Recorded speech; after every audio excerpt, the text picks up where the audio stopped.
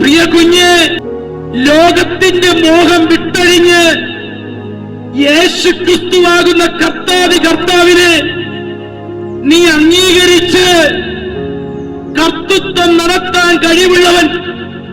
ഇന്നലെ വരെ ഈ ലോകത്തിന്റെ അധികാരി നിന്റെ മേൽ കർത്തൃത്വം നടത്തിയെങ്കിൽ അവന്റെ പാപത്തിന്റെ കുമ്പാരം അത് നിന്റെ ശരീരത്തിലൂടെ നിന്റെ വീടിനകത്തും പുറത്തുമായി വലിഞ്ഞു മുറുക്കി നിന്നെ തകർത്തവര് ഈ ലോകത്തിലെ പ്രഭു ആ മണ്ഡലത്തിൽ നിന്നും നിനക്ക് പുറത്തു വരണമെങ്കിൽ ഒരേ ഒരു വഴി, ഒരേ ഒരു ലക്ഷ്യം, ഒരേ ഒരു ഉത്തരം ഇന്ന് പകൽ ഞാൻ വിളിച്ചു പറയുന്ന കർത്താവായ യേശു ക്രിസ്തുവാകുന്നു.